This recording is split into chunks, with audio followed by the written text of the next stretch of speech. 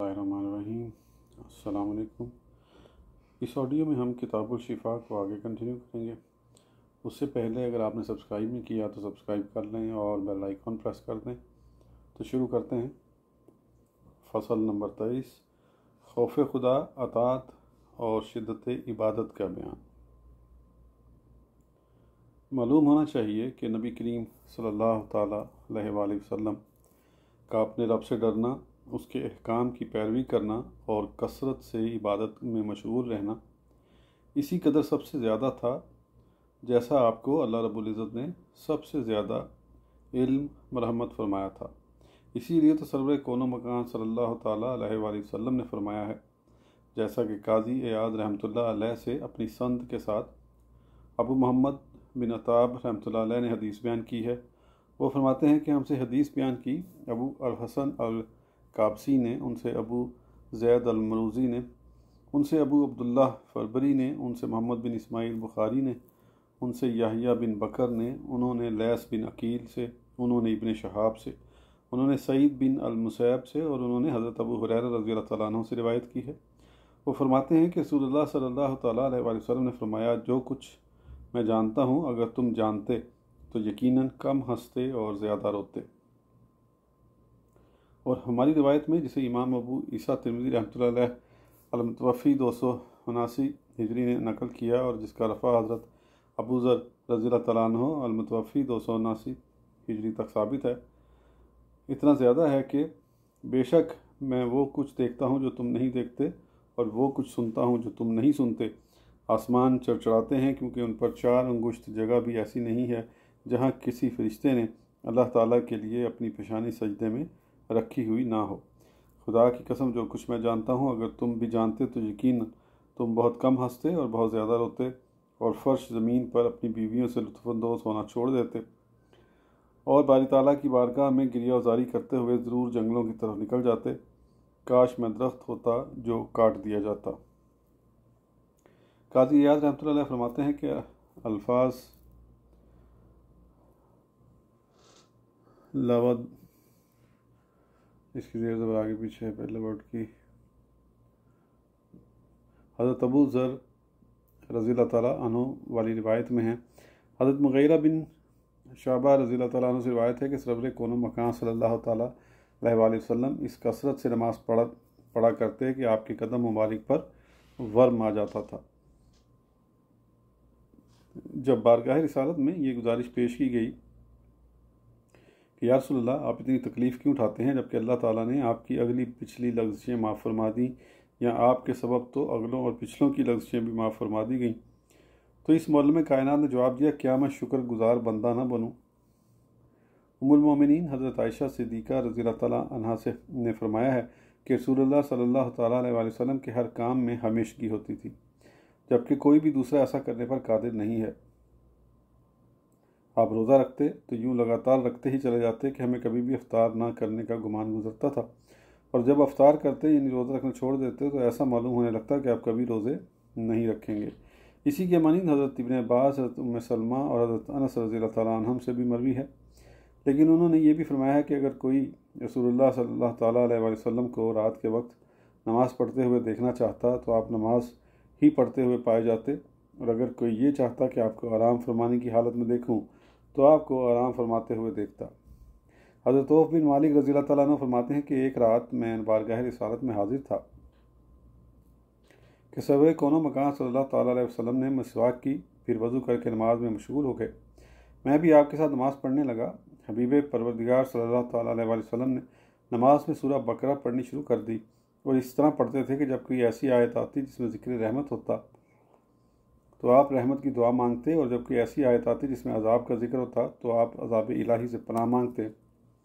غرض یہ کہ اسی طرح پڑھتے ہوئے آپ نے پوری سورہ بقرہ پڑھ لی اور رکوع فرمایا۔ رکوع میں بھی آپ اتنی دیر رہے جتنی دیر قیام فرمایا۔ رکوع کی حالت میں آپ یہ کہتے رہے، سبحان ذی الجبروت والملکوت والعظمت۔ پھر آپ نے سجدہ کیا اور سجدے میں بھی یہی تسبیح پڑھتے رہے۔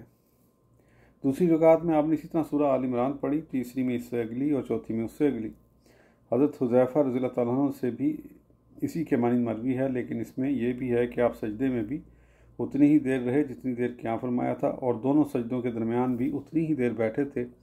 یہاں تک کہ آپ نے سورہ بقرہ، سورہ آل عمران، سورہ نساء اور سورہ المائدہ پڑھی۔ ام المومنین حضرت عائشہ صدیقہ رضی اللہ تعالیٰ عنہا نے فرمایا ہے کہ ایک شب تو رسول اللہ صلی اللہ تعالیٰ علیہ وآلہ وسلم اس طرح نماز میں مشغول ہوئے کہ ایک ہی آیت کی بار بار تلاوت کرتے ہوئے ساری رات گزار دی۔ حضرت عبداللہ بن شقیرہ رضی اللہ تعالیٰ عنہ سے مروی ہے کہ ایک دفعہ میں بارگاہ رسالت میں حاضر ہوا تو آپ نماز میں مصروف تھے، اور آپ کے شکم مبارک سے اس طرح آواز آ رہی تھی جیسا کہ کھولتی ہوئی ہانڈی سے آواز آیا کرتی ہے۔ حضرت ابن ابی حالہ رضی اللہ تعالیٰ عنہ فرماتے ہیں کہ رسول اللہ صلی اللہ تعالیٰ علیہ وآلہ وسلم اکثر غمناک اور متفکر سے رہتے تھے، آپ کو دنیا کے آرام و راحت سے کوئی دلچسپی نہیں تھی۔ خود سرور کون و مکان صلی اللہ تعالیٰ علیہ وآلہ وسلم نے فرمایا ہے کہ میں روزانہ 100 مرتبہ استغفار کرتا ہوں، دوسری روایت میں 70 بار استغفار کرنے کا ذکر ہے۔ حضرت علی المرتضیٰ شیر خدا رضی اللہ تعالیٰ عنہ سے روایت ہے کہ میں نے رسول اللہ صلی اللہ تعالیٰ علیہ وآلہ وسلم سے آپ کی سنت کے بارے میں سوال کیا تو فرمایا، معرفت میرا سرمایہ، عقل میرے دین کی بنیاد، محبت جڑ، شوق میری سواری، ذکر الہی میرا مونس، وثوق میرا خزانہ، غم میرا رفیق، علم میرا ہتھیار، صبر میری چادر، رضا میری غنیمت، عاجزی میرا فخر، زہد میرا پیشہ، یقین میری قوت، صدق میرا سفارشی، احکام الہی کی اطاعت میرا حسب، جہاد میری عادت ہے، اور میری آنکھوں کی ٹھنڈک نماز میں ہے۔ ایک دوسری حدیث میں یہ بھی ہے کہ ذکر الہی میرے دل کا پھل ہے،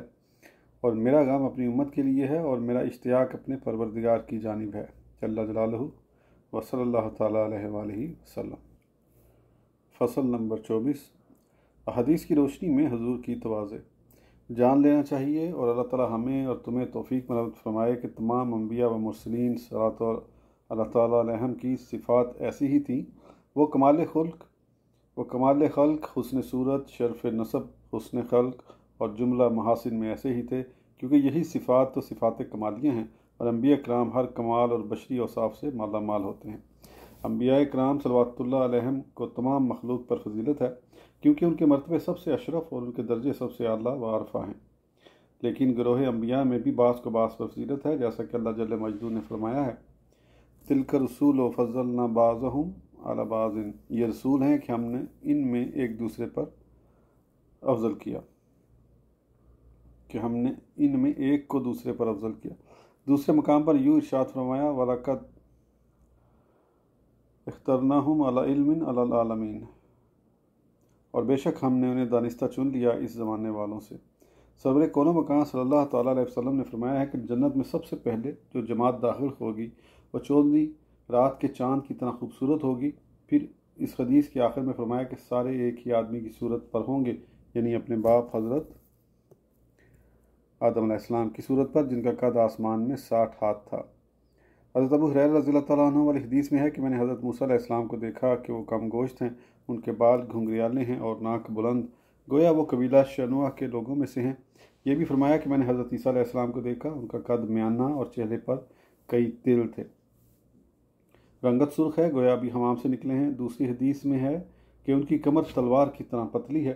فرمان رسالت ہے کہ حضرت ابراہیم کی ساری اولاد میں ان کے ساتھ سب سے زیادہ مشابہت میں رکھتا ہوں۔ ایک حدیث میں ہے کہ گندمی رنگ والوں کو اگر دیکھا جائے تو ان میں حضرت موسیٰ علیہ السلام سب سے خوبصورت نظر آئیں گے۔ ابو ہریرہ رضی اللہ تعالیٰ عنہ سے روایت ہے کہ رسول اللہ صلی اللہ تعالیٰ علیہ وآلہ وسلم نے فرمایا، اللہ تعالیٰ نے حضرت لوط علیہ السلام کے سوا ہر نبی کو ایسی قوم میں بھیجا جو دوسرے لوگوں سے معزز تھے، اور دوسری روایت میں ہے کہ ایسے لوگوں میں مبعوث فرمایا جو صاحب ثروت تھے۔ امام ابو عیسیٰ ترمذی رحمۃ اللہ تعالیٰ علیہ نے حضرت قتادہ رحمۃ اللہ تعالیٰ علیہ سے حکایت کی، جس کو امام دار قطنی رحمۃ اللہ تعالیٰ علیہ نے امام قتادہ رحمۃ اللہ تعالیٰ علیہ اور انہوں نے حضرت انس بن مالک رضی اللہ تعالیٰ عنہ سے روایت کیا ہے کہ اللہ تعالیٰ نے کسی نبی کو مبعوث نہیں فرمایا مگر انہیں اچھی صورت اور اچھی آواز سے نوازا، اور تمہارے نبی سیدنا محمد رسول اللہ صلی اللہ تعالیٰ علیہ وآلہ وسلم کو ان میں سب سے حسین اور سب سے اچھی آواز والا بنایا۔ اور اسی طرح حدیث ہرقل میں ہے کہ جب میں نے تم سے اس نبی کا نسب پوچھا تو تم نے کہا تھا کہ وہ ہم میں عالی نسب ہے، اور یہ حقیقت ہے کہ رسول ہمیشہ اپنی قوم کے عالی نسب لوگوں میں ہی مبعوث فرمائے گئے ہیں، جیسا کہ اللہ تعالیٰ نے حضرت ایوب علیہ السلام کے بارے میں فرمایا ہے، انا وجدناہ صابرا نعم العبد انہ اواب، بے شک ہم نے اسے صابر پایا، کیا اچھا بندہ بے شک وہ بہت رجوع لانے والا ہے۔ اور اللہ تعالیٰ نے حضرت یحییٰ علیہ السلام کے بارے میں فرمایا ہے، ترجمہ: اے یحییٰ، کتاب کو مضبوطی سے تھام، اور ہم نے اسے بچپن ہی میں نبوت دی اور اپنی طرف سے مہربانی اور ستھرائی، اور وہ کمال ڈر والا تھا اور اپنے ماں باپ سے اچھا سلوک کرنے والا تھا، زبردست و نافرمان نہ تھا، اور سلامتی ہے اس پر جس دن پیدا ہوا اور جس دن وفات پائے گا اور جس دن مردہ اٹھایا جائے گا۔ اور دوسرے مقام پر ان کے بارے میں فرمایا ہے، ترجمہ: بے شک اللہ آپ کو مزردہ دیتا ہے یحییٰ کا، جو اللہ کی طرف کے ایک کلمے کی تصدیق کرے گا، اور سردار اور ہمیشہ عورتوں سے بچنے والا نبی ہمارے خالص بندوں میں ہے۔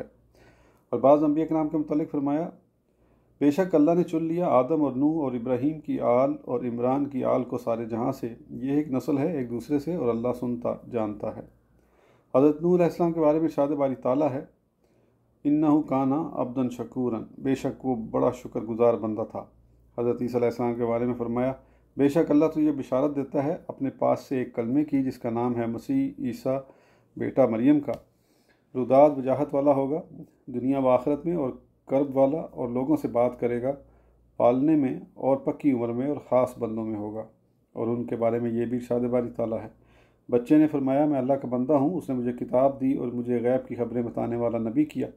اور اس نے مجھے مبارک کیا میں جہاں کہیں ہوں، اور مجھے نماز و زکوٰۃ کی تاکید فرمائی جب تک زندہ رہوں، اور اپنی ماں سے اچھا سلوک کرنے والا، اور مجھے زبردست بدبخت نہ کیا، اور وہی سلامتی مجھ پر جس دن میں پیدا ہوا، جس دن مروں، اور جس دن زندہ اٹھایا جاؤں۔ حضرت موسیٰ علیہ السلام کے متعلق اللہ تعالیٰ نے فرمایا ہے، اے ایمان والو، ان جیسے نہ ہونا جنہوں نے موسیٰ کو ستایا، تو اللہ نے اسے بری فرما دیا اس بات سے جو انہوں نے کہی، اور موسیٰ اللہ کے یہاں آبرو والا ہے۔ سرور کون و مکان صلی اللہ تعالیٰ علیہ وآلہ وسلم نے فرمایا ہے کہ حضرت موسیٰ علیہ السلام نہایت شرمیلے اور پرلے درجے کے باحیا تھے، اسی وجہ سے کوئی ان کا جسم نہیں دیکھ سکا تھا۔ بنی اسرائیل سے بعد مخالفین نے آپ کو ستانا شروع کیا، کوئی کہتا کہ انہیں جلد کا مرض یعنی برس ہے، کوئی کہتا کہ ان کے خصیے بہت بھاری ہیں اس لیے جسم کو اس درجہ چھپاتے ہیں۔ اللہ تعالیٰ نے اپنے کلیم علی نبینا و علیہ السلام کو ان الزامات سے بری کرنا چاہا، تو واقعہ یوں ہوا کہ ایک روز حضرت موسیٰ علیہ السلام نہانے لگے، اور انہوں نے اپنے کپڑے اتار کر ایک پتھر پر رکھ دیے۔ حکم خداوندی سے وہ پتھر آپ کے کپڑے لے کر دوڑنے لگا۔ حضرت موسیٰ علیہ السلام اس سے کپڑے مانگتے اور اس کے پیچھے دوڑتے جا رہے تھے کہ بنی اسرائیل کی ایک جماعت کے پاس اچانک جا پہنچے۔ وہ لوگ آپ کا سراپا بچشم خود دیکھ کر پکار اٹھے کہ خدا کی قسم، ان کے جسم پاک میں تو کوئی بھی عیب نہیں ہے۔ آپ نے اس پتھر کو پیٹنا شروع کر دیا، جس کے باعث اس پر کئی نشان پڑ گئے۔ ان کے بارے میں یہ بھی ارشاد باری تعالیٰ ہے،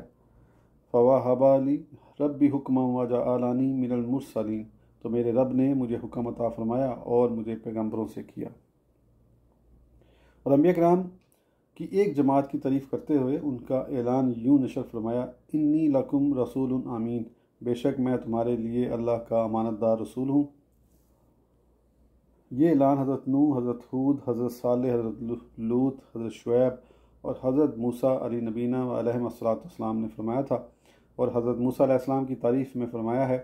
ان خیر من استاجرت القوی الامین، بے شک بہتر نوکر وہ جو طاقتور امانت دار ہو۔ اور اپنے حبیب سرور کائنات صلی اللہ تعالیٰ علیہ وآلہ وسلم سے فرمایا، فاصبر کما صبر اولو العزم من الرسول،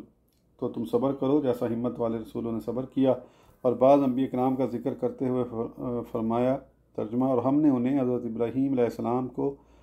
اسحاق اور یعقوب عطا کیے، ان سب کو ہم نے راہ دکھائی، اور ان سے پہلے نوح کو راہ دکھائی، اور اس کی اولاد میں سے داؤد اور سلیمان اور ایوب اور یوسف اور موسیٰ اور ہارون کو، اور ہم ایسا ہی بدلہ دیتے ہیں نیکوکاروں کو، اور ذکریہ اور یحییٰ اور عیسیٰ اور الیاس کو، یہ سب ہمارے قرب کے لائق ہیں، اور اسماعیل اور یسیع اور یونس اور لوط کو، اور ہم نے ہر ایک کو اس کے وقت میں سب پر فضیلت دی، اور کچھ ان کو باپ دادا اور اولاد اور بھائیوں میں سے بعض کو، اور ہم نے انہیں چن لیا اور سیدھی راہ دکھائی۔ یہ اللہ کی ہدایت ہے کہ اپنے بندوں میں سے جسے چاہے دے، اور اگر وہ شرک کرتے تو ضرور ان کا کیا دھرا سب اکارت جاتا۔ یہ ہیں جن کو ہم نے کتاب اور حکم اور نبوت عطا کی، تو اگر یہ لوگ اس سے منکر ہوں تو ہم نے اس کے لیے ایک ایسی قوم لگا رکھی ہے جو انکار والی نہیں۔ یہ ہیں جن کو اللہ نے ہدایت کی، تو تم انہی کی راہ چلو۔ مذکورہ بالا آیات میں اللہ جل مجدہ نے انبیاء کرام کی تعریف فرماتے ہوئے ان کے صلاح، ہدایت، اجتباء، حکم اور نبوت جیسے شاندار اوصاف کا ذکر فرمایا ہے۔ نیز ارشاد باری تعالیٰ ہے وَبَشَّرُوهُ بِغُلَامٍ عَلِيمٍ، اور اسے حضرت ابراہیم کو ایک علم والے لڑکے کی بشارت دی۔ نیز ان کے بارے میں یہ بھی فرمایا ہے فَبَشَّرْنَاهُ بِغُلَامٍ حَلِيمٍ، تو ہم نے اسے یعنی حضرت ابراہیم کو خوشخبری سنائی ایک عقل مند لڑکے کی۔ اور حضرت موسیٰ علیہ السلام کا ذکر کرتے ہوئے فرمایا ہے ترجمہ، اور بے شک ہم نے ان سے پہلے فرعون کی قوم کو جانچا اور ان کے پاس ایک معزز رسول تشریف لایا کہ اللہ کے بندوں کو میرے سپرد کر دو، بے شک میں تمہارے لیے امانت دار رسول ہوں۔ اور حضرت اسماعیل علیہ السلام کی تعریف کرتے ہوئے فرمایا اے میرے باپ، کیجئے جس بات کا آپ کو حکم ہوتا ہے، خدا نے چاہا تو قریب ہے آپ مجھے صابر پائیں گے۔ نیز ان کی تعریف میں یہ بھی فرمایا ہے بے شک وہ وعدے کا سچا تھا اور رسول تھا، غیب کی خبریں بتاتا اور اپنے گھر والوں کو نماز اور زکوٰۃ کا حکم دیتا اور اپنے رب کو پسند تھا۔ اور حضرت موسیٰ علیہ السلام کی یوں تعریف فرمائی ہے بے شک وہ چنا ہوا تھا اور رسول تھا، غیب کی خبریں بتانے والا۔ اور حضرت سلیمان علیہ السلام کی توصیف میں یہ فرمایا ہے نعم العبد انہ اواب، کیا اچھا بندہ، بے شک وہ بہت رجوع لانے والا ہے۔ اور بعض انبیاء کرام کی توصیف یوں فرمائی گئی اور یاد کرو ہمارے بندوں ابراہیم اور اسحاق اور یعقوب، قدرت اور علم والوں کو، بے شک ہم نے انہیں ایک کھری بات سے امتیاز بخشا کہ وہ اس گھر کی یاد ہے اور بے شک وہ ہمارے نزدیک چنے ہوئے پسندیدہ ہیں۔ اور حضرت داؤد علیہ السلام کی شان میں فرمایا بے شک وہ بڑا رجوع کرنے والا ہے۔ اور حضرت داؤد علیہ السلام کی شان میں یہ بھی فرمایا ہے اور ہم نے اس کی سلطنت کو مضبوط کیا اور اسے حکمت اور قول فصیل دیا۔ اور اللہ تعالیٰ نے حضرت یوسف علیہ السلام کا تذکرہ یوں فرمایا یوسف نے کہا مجھے زمین کے خزانوں پر انچارج کر دے، بے شک میں حفاظت کرنے والا علم والا ہوں۔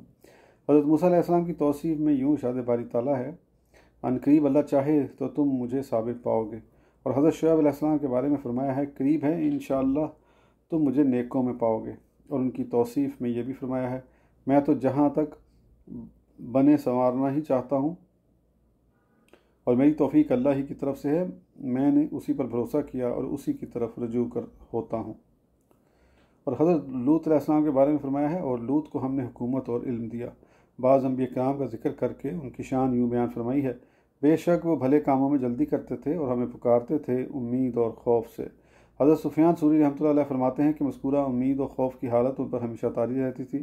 قاضی ایاز مالکی رحمۃ اللہ علیہ فرماتے ہیں کہ اللہ تعالیٰ نے کتنی ہی آیات میں حضرات انبیاء کرام کے خصائل جمیلہ و محاسن محمودہ کا ذکر فرمایا ہے جو ان کے کمال منصب پر دلالت کرتے ہیں۔ ان حضرات کے کتنے ہی اوصاف کا حدیث مطہرہ میں بھی تذکرہ ہے، جیسا کہ نبی کریم صلی اللہ تعالیٰ علیہ وسلم نے فرمایا ہے کہ بے شک وہ کریم بن کریم بن کریم بن کریم یعنی حضرت یوسف بن حضرت یعقوب بن حضرت اسحاق بن حضرت ابراہیم علی نبینا علیہم الصلاۃ والسلام ہیں، یعنی نبی بن نبی بن نبی بن نبی۔ اور اسی طرح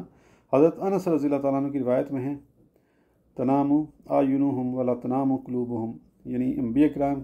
کی آنکھیں سوتی ہیں اور ان کے دل نہیں سوتے۔ روایت ہے کہ حضرت سلیمان علیہ السلام باوجود اس کے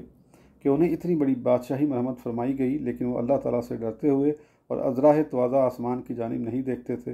اور دوسرے لوگوں کو لذیذ کھانے کھلاتے رہتے تھے لیکن خود جو کی روٹی کھاتے تھے۔ اور ایک مرتبہ ان پر وحی آئی تو انہیں راس العابدین اور ابن مجتہد الزاہدین قرار دیا گیا۔ اگر کوئی بوڑھی عورت بھی آپ سے کوئی سوال کرتی اور اس وقت آپ لشکر کے اوپر ہوا میں اڑ رہے ہوتے تو ہوا کو حکم دیتے کہ آپ کو نیچے لے آتی اور اس عورت کا سوال پورا کر کے وہاں سے جاتے۔ کسی نے حضرت یوسف علیہ السلام سے دریافت کیا تھا کہ آپ زمین کے خزانوں پر قابض و متصرف ہیں، اس کے باوجود خود کیوں نہیں سیر ہو کر کھاتے؟ آپ نے جواب دیا کہ اگر میں شکم سیر ہو کر کھا لوں تو فاقہ کش اور بھوکے لوگوں کو بھول جاؤں گا۔ حضرت ابو ہریرہ رضی اللہ تعالیٰ عنہ فرماتے ہیں کہ رسول اللہ صلی اللہ تعالیٰ علیہ وسلم نے فرمایا ہے کہ حضرت داؤد علیہ السلام پر توریت کا پڑھنا اتنا آسان کر دیا گیا تھا کہ وہ گھوڑے کسنے کا حکم دیتے اور اس کے تیار ہونے سے پہلے توریت شریف پوری کی تلاوت سے فارغ ہو جاتے تھے۔ حضرت داؤد علیہ السلام اپنے ہاتھ کی کمائی سے کھاتے تھے جیسا کہ اللہ تعالیٰ رب العزت نے فرمایا ہے اور ہم نے اس کے لیے لوہا نرم کیا کہ وسیع زریں بنا اور بنانے میں اندازے کا لحاظ رکھ۔ حضرت داؤد علیہ السلام نے اپنے رب سے سوال کیا تھا کہ اے اللہ میری روزی ہاتھ کی کمائی سے کر دے تاکہ میں بیت المال سے مستفیٰ ہو جاؤں۔ نبی کریم صلی اللہ تعالیٰ علیہ وسلم نے فرمایا ہے کہ اللہ تعالیٰ کو حضرت داؤد علیہ السلام کی نماز سب نمازوں سے محبوب ہے اور اسی طرح ان کا روزہ بھی سب روزوں سے محبوب تر ہے کیونکہ وہ آدھی رات سوتے پھر تہائی رات اپنے پروردگار کے حضور قیام فرماتے۔ اور پھر باقی چھٹا حصہ بھی آرام فرماتے۔ وہ ایک روز روزہ رکھتے اور دوسرے روز افطار کرتے، یعنی دوسرے روز روزہ نہ رکھتے۔ وہ صوف کے کپڑے پہنتے، بالوں کا کپڑا کمبل بچھاتے اور جو کی روٹی کھاتے تھے، اور اس میں بھی نمک اور راکھ ڈال کر۔ نیز پانی پیتے وقت اس میں آنسوؤں کے قطرے ڈال لیتے تھے، اور اللہ تعالیٰ سے حیا کرتے ہوئے نہ تو کبھی ہنسے اور کبھی نظر اٹھا کر آسمان کی جانب دیکھتے۔ ایک لغزش سرزد ہو جانے کے بعد یہ معمول ہوا اور باقی دنیاوی حیات گریہوزاری میں ہی گزار دی۔ کہا گیا ہے کہ آپ اتنا روئے کہ آنسوؤں سے گھاس اگائی تھی اور مبارک رخساروں پر گڑے پڑ گئے تھے۔ یہ بھی کہا گیا ہے کہ آپ بھیس بدل کر باہر نکلتے اور اپنے متعلق معلومات حاصل کرتے۔ اگر لوگوں کی زبانی اپنی تعریف سنتے تو اور زیادہ تواضع کر لیتے۔ حضرت عیسیٰ علیہ السلام سے کہا گیا تھا کہ اگر آپ سواری کے لیے گدھا رکھ لیتے تو اچھا ہوتا۔ انہوں نے جواب دیا کہ اللہ کے نزدیک میرا یہ مرتبہ نہیں کہ وہ مجھے گدھے کی محبت میں مبتلا کرے۔ وہ بالوں کے کپڑے پہنتے اور درختوں کے پتوں سے گزر اوقات کرتے۔ انہوں نے کوئی گھر نہیں بنایا تھا، جہاں نیند آ جاتی اسی جگہ سو جاتے، اور یہ بات انہیں بہت ہی پسند تھی کہ کوئی انہیں مسکین کہہ کر پکارے۔ حضرت موسیٰ علیہ السلام جب مدین حضرت شعیب علیہ السلام کے پاس پہنچے تو لاغر ہونے کے باعث ان کے شکم مبارک سے سبزی کا رنگ ظاہر ہوتا تھا۔ سرور کون مکان صلی اللہ تعالیٰ علیہ وسلم نے فرمایا ہے کہ مجھ سے پہلے انبیاء کرام علیہم نبینا و علیہم الصلاۃ والسلام فاقوں اور جودوں کے چکر میں مبتلا رہتے تھے، اور یہ حالت انہیں کسی کے دستے نگر ہونے سے زیادہ پسند تھی۔ حضرت عیسیٰ علیہ السلام کو ایک خنزیر ملا تو انہوں نے فرمایا کہ تو سلامتی کے ساتھ چلا جا۔ اس بات پر کسی نے اعتراض کیا تو انہوں نے فرمایا کہ میں اس بات کو پسند نہیں کرتا کہ اپنی زبان کو بدگوئی کا عادی بناؤں۔ امام مجاہد رحمۃ اللہ فرماتے ہیں کہ حضرت یحییٰ علیہ السلام کی خوراک گھاس تھی، اس کے علاوہ خوف خدا کے باعث اکثر روتے رہتے تھے، یہاں تک کہ آنسوؤں کی کثرت سے بہنے کے باعث رخسانوں پر اپنے راستے بنا لیے تھے۔ حضرت یحییٰ علیہ السلام جانوروں اور وحشیوں کے ساتھ بھی کھا لیتے تھے، اور وہ اس لیے ایسا کرتے تھے کہ لوگ ان سے دور ونفور رہیں۔ امام بن جریر طبری نے وہب بن منبع رحمۃ اللہ علیہ سے حکایت کی ہے کہ حضرت موسیٰ علیہ السلام چونکہ اللہ رب العزت سے ہم کلام ہوئے تھے، لہذا تکریم الہی اور افضال خداوندی کی تواضع کے پیش نظر ایک چھپر کے سائے میں رہتے اور ایک پتھر کے گھڑے میں کھانا کھاتے اور اسی میں 4 پایوں کی طرح منہ سے پانی پیتے تھے۔ امام قاضی عیاض رحمۃ اللہ علیہ فرماتے ہیں کہ حضرات انبیاء کرام علیہ السلام کی صفات اور ان کے مبارک حالات چونکہ کتب معتبرہ میں مستور ہیں، اور ان بزرگوں کے اوصاف حمیدہ و اخلاق جمیلہ نیز حسن صورت و حسن سیرت کی چونکہ عام شہرت ہے، اس لیے ہم انہیں تفصیل کے ساتھ پیش کر کے اس کتاب کو ذہیم نہیں بنانا چاہتے، لیکن حضرات انبیاء کرام کی جانب بعض جاہل مورخین اور بے خبر مفسرین نے ایسی باتیں بھی منسوب کی ہوئی ہیں جو ان بزرگوں کی شان کے ہرگز شایان نہیں، تو ایسی باتوں کی جانب مسلمانوں کو ہرگز توجہ نہیں دینی چاہیے اور ان پر کان نہ دھرے جائیں۔ اس آڈیو کے لیے اتنا ہی، پھر انشاءاللہ اگلی آڈیو میں آگے کنٹینیو کریں گے۔ اس وقت تک کے لیے اجازت دیجیے، سبسکرائب کرنا نہ بھولیں۔ اللہ حافظ۔